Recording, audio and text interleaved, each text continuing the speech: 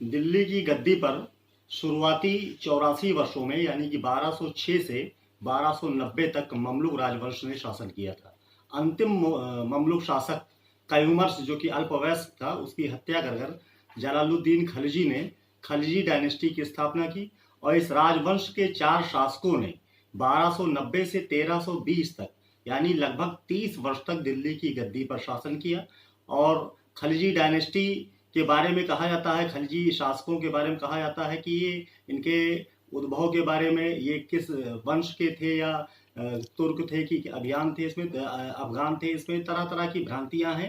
लेकिन कुल मिला के जियाउद्दीन बरनी एक इतिहासकार है जिसने जो प्रारंभिक मुस्लिम राज्य का इतिहास लिखा है और उसका जो समय है नासिरुद्दीन महमूद से शुरू करता है और फिरोज शाह तक के शासन का इतिहास वो लिखता है। तो जियाउद्दीन बरनी ने कहा कि कहता है अपने ग्रंथ में कि खलजी जलालुद्दीन खलजी के शासक बनने पर जो टर्क थे, तुर्क थे, वो अप्रसन्न हुए थे। यानी कि ये उनके वंश के या उनके वंश परंपरा का व्यक्ति नहीं था खलजी, इस वजह से वो लोग बर्दाश्त नहीं कर पा रहे थे कि जलालुद्दीन खलजी शासक बन गया। और एक सबसे बड़ी बात ये थी कि इन 84 वर्षों में जिस तरीके से शासक वर्ग के प्रति निष्ठा का एक जो है वातावरण बना था, इस खलजी क्रांति ने वो निष्ठा समाप्त कर दी। मैंने शुरुआत में ही बताया था कि जो पूरा का पूरा दिल्ली सल्तनत का जो दिल्ली राजवंश का इतिहास है वो हिंसा का इतिहास है और ये मिल्लत की बात करते हैं, यानी कि शासक का चुनाव निर्वाचन द्वारा होना चाहिए। तो होता यह था कि जो भी सत्ता के गुट या दरबारी गुट या सरदार जब प्रबल होते थे तो शासक को कमजोर करने में लगते थे और बड़ी हिंसा और बड़ा जो है हत्या का वातावरण पूरे जो है दिल्ली सल्तनत के सुल्तानों के अधीन बना रहा। इसी का परिणाम था कि सत्ता के इर्द गिर्द जो निष्ठा की एक भावना डेवलप हो रही थी वो खलजी क्रांति के साथ समाप्त हो गई। जलालुद्दीन खलजी के बारे में कहा जाता है कि वो क्योंकि ये डरा हुआ था, शासक तो बन गया, उसने हत्या तो कर दी, लेकिन वो दिल्ली में प्रवेश करने से डर रहा था। तो किलोखरी के किले में उसने अपना जो है दरबार लगाया और काफी दिन तक वहां रहा। दिल्ली में प्रवेश करने की हिम्मत उसकी बहुत बाद में पड़ी। तो एक बात कही जाती है कि वो जब किले के अंदर घुसता था, चूंकि वो किला बलबन ने बनवाया था, तो किले के अंदर घोड़े से उतर पड़ता था, उस कुर्सी पर नहीं बैठता था, उस सिंहासन पर नहीं बैठता था, बताता था, फूट फूट के रोता था कि ये वही सिंहासन है जिसपे हमारे स्वामी बलबन जो है विराजमान होते थे, तो इस सिंहासन पर बैठने की मेरी हैसियत नहीं। ये सब करके, ये प्रपंच करके कहीं न कहीं वो अपने आप को ये प्रूव करने का प्रयास करता था कि वास्तव में निष्ठा उसकी उसी के प्रति है।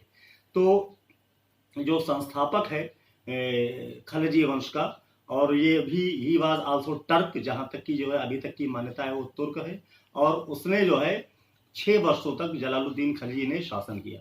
फिर उसका दूसरा जो उत्तराधिकारी है उसका भतीजा और दामाद अलाउद्दीन खलजी। अलाउद्दीन खलजी का शासन जो है 1296 से 1316 यानी 20 वर्षों तक दिल्ली में सुल्तान के पद पर आरूढ़ रहा। और इसके शासन काल में बड़े महत्वपूर्ण और क्रांतिकारी परिवर्तन हुए। जैसे आप कह सकते हैं कि अर्थव्यवस्था की दृष्टि से, आर्थिक दृष्टि से एक बेहतर अर्थव्यवस्था स्थापित करने के लिए मैं चर्चा करूंगा बाजार नियंत्रण नीति की, मार्केट कंट्रोल पॉलिसी उसने लागू की। और उसका जो मुख्य प्रयोजन था बाजार नियंत्रण नीति लागू करने का कि कम खर्च पे बड़ी सेना रखी जा सके। शुरुआती दौर में वो सिकंदर की तरह महान आक्रमणकारी और सारी दुनिया को जीत लेने की बात सोचता था। तो उसका एक मित्र था अलाउल मुल्क जो दिल्ली का कोतवाल था और इतिहासकार जियाउद्दीन बरनी का चचा है, तो बड़ा करीबी था। वो समझाता है कि पहले आप जो है दिल्ली, आप देश के अंदर जो स्वतंत्र हिंदू राज्य हैं उत्तर भारत और दक्षिण भारत में, उनको जीतने का प्रयास करिए और फिर विश्व विजय की आकांक्षा करिए। और जिस तरीके से वो शासक बना था 1296 में, उसने भी अपने चचा की हत्या की। काड़ा और मानिकपुर का सर्वविदित घटना है, पढ़ाई जाती है लोअर क्लासेस से ही, कि उसने किस तरीके से जलालुद्दीन खलजी को मार डाला था। क्योंकि 1294 में उसने दक्षिण में राजा रामचंद्र देव को देवगिरी के परास्त किया था और वहां से बड़ा सामान और बड़ी संपत्ति लूट कर लाया था। तो उसको लगने लगा था कि वास्तव में तो दिल्ली का सुल्तान है, उसका ससुर और चचा जलालुद्दीन खलजी वास्तव में उतना शक्ति संपन्न नहीं जितना शक्तिशाली और जितना संपन्न वो स्वयं बन चुका है। मैं बता भी चुका हूं कि वास्तव में जहां लगता था कि बैलेंस ऑफ पावर, शक्ति संतुलन बिगड़ रहा है, और स्थानीय सूबेदार ये अनुभव करने लगते थे कि वास्तव में वो ज्यादा शक्तिशाली हैं अपने, जैसे ममलुक शासकों के समय में हुआ कि बहुत से गुलाम बड़े शक्तिशाली हो गए। बलबन के साथ भी यही स्थिति। बलबन धीरे धीरे उसके एम्बिशंस बढ़ते गए और वो सुल्तान की कुर्सी पर पहुंच गया। फिर उसने चालीसा मंडल के सारे सदस्यों को समाप्त कर दिया। उसके पीछे भी उसका उद्देश्य था कि सत्ता के विविध केंद्र न खड़े हो सके।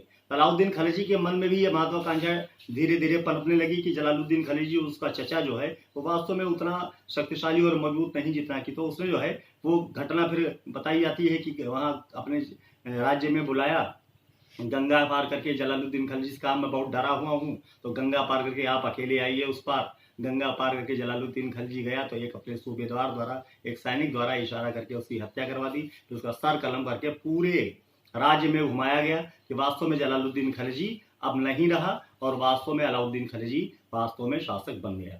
तो अलाउद्दीन खिलजी का जो शासन है उसका जो शुरुआत है, एक तो हमने बताया था कि 3 राजत्व सिद्धांत, जैसे बलबन ने लौ और रक्त, आयरन एंड ब्रेड के सिद्धांत द्वारा टर्किश राजत्व सिद्धांत की स्थापना की थी। अलाउद्दीन खिलजी का जो राजपद है वो कहीं न कहीं जो है उससे कुछ भिन्न है। एक तो धर्म की यानी धार्मिक लोगों की उपेक्षा करता है, कहीं किसी भी तरीके से वो खलीफा से मान्यता लेने का कोई प्रयास नहीं करता है। वो कहता है कि हमें किसी तरीके की मान्यता की आवश्यकता नहीं, और धार्मिक लोगों के बारे में भी उसकी एक आम धारणा है जिसकी चर्चा वो बार बार किया करता था कि मुझे नहीं मालूम कि न्याय के दिन अल्लाह मेरे साथ क्या करेगा, लेकिन मुझे यह मालूम है कि राज्य कैसे चलाना है, ये आलिम और ये धार्मिक लोग राज्य कैसे चलाना है ये नहीं बताएंगे। तो एक तरीके से लोग कहते भी हैं इतिहासकार कि वो ऐसा युग है कि लगा लोगों की एक पंथ निरपेक्ष राज्य की स्थापना हो रही है। एक भ्रम पैदा हुआ कि सेकुलर राज्य स्थापित हो रहा है, धर्म की मान्यता नहीं होगी और वास्तव में राज्य का जो राजनीतिक सिद्धांत है वो अलग रूप में दिखाई पड़ेगा। लेकिन ये केवल भ्रम ही था, क्योंकि जब उसकी सेनाएं, अलाउद्दीन खिलजी की सेनाएं युद्ध के अभियान पर निकलती थी तो अपने सेनाओं को और सैनिकों को, सेनापतियों को मोटिवेशन देता था। वो इस बात की प्रेरणा देता था कि तुम एक सामान्य युद्ध नहीं करने जा रहे हो, तुम जिहाद करने जा रहे हो, धर्म युद्ध करने जा रहे हो। इस युद्ध में अगर विजयी होगे तो गाजी का पद प्राप्त करोगे और मारे जाओगे तो शहीद कहलाओगे। तो कहीं ना कहीं धार्मिक सेंटीमेंट तो जगा ही रहा है, भले ही वाह्य शक्ति से मान्यता की आवश्यकता उसने अनुभव नहीं की। और अपने राजपद सिद्धांत को प्रतिपादित करते हुए, उसको रेखांकित करते हुए कहता है कि मैं अपनी प्रजा का हितैषी हूँ। उसकी अपनी प्रजा कौन है? उसकी अपनी प्रजा मुस्लिम प्रजा है। अपने बयाना के काजी मुगीसुद्दीन, जो कि उसका मित्र भी था, उससे पूछा, मुगीसुद्दीन से पूछा हिंदुओं के बारे में कि ये कौन है, तो कहता है खराज गुजर, यानी कर देने वाले हैं। अगर कर संग्राहक अधिकारी, कर कलेक्टर, टैक्स कलेक्टर इनके पास आवे, कर मांगने के लिए आवे, अगर चांदी मांगे तो सोना दे, अगर ये कहे कि तुम्हारे मुंह में धूल झोंकना चाहते हैं तो मुंह बड़े आदर के साथ खोल दे, और कहे कि नहीं साहब धूल झोंक, तो इतना ओबीडियंट हिंदुओं को उसके प्रति होना चाहिए।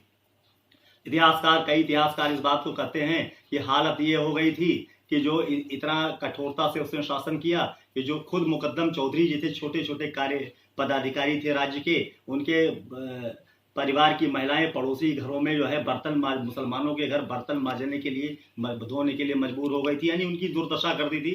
राज्य को इतनी ईमानदारी से उसने संचालित किया था। तो कहीं न कहीं अतिशयोक्ति है, हिंदू मुसलमान की बात नहीं है, इसमें सबके साथ ऐसा ही हुआ होगा अगर उसने कठोरता का नीति का अनुपालन किया होगा।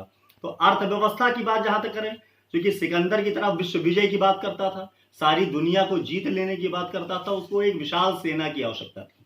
और बताया भी था हमें कि अलाउल मुल्क ने उसे समझाया कि पहले आप भारत के स्वतंत्र हिंदू राज्यों को, यानी पहला वो व्यक्ति है 1294 में अपने चचा जलालुद्दीन खिलजी के समय में उसने देवगिर के राजा रामचंद्र देव को परास्त किया। फिर स्वयं शासक बनने के बाद उसने दक्षिण के स्वतंत्र हिंदू राज्यों को, पांड्य राज्य तक, वारंगल और जितने भी राज्य हैं, तेलंगाना, सबको जो है पराजित किया और वहां से कर एकत्र करके लाया, वहां से टैक्स इकट्ठा किया, पैसा इकट्ठा किया। जो उत्तर भारत के राज्य हैं, चित्तौड़ में रानी पद्मिनी की बड़ी सर्वविदित जो है सर्वचर्चित कथा सुनाई जाती है। कहाँ तक सत्य है, किंवदंती ही है, उसको हम ऐतिहासिक नहीं मान सकते।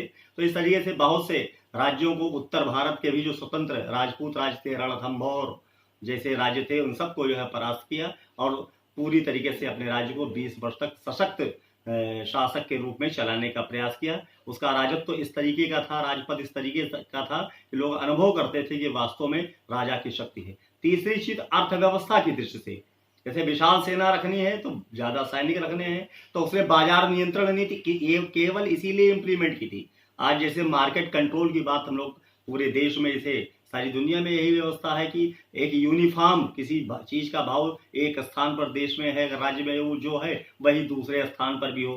तो इस तरीके से यूनिफॉर्म बाजार व्यवस्था स्थापित करने का कार्य उसने कम खर्च पे अधिक सैनिक रखने के उद्देश्य से किया था। शाहाने मंडी नामक पदाधिकारी की नियुक्ति की थी, पर हर बाजार में शाहाने मंडी के कार्यालय में हर व्यापारी को अपना नाम अंकित कराना होता था। एडवांस भी दिया जाता था, व्यापार करने के लिए पेशगी भी दी जाती थी।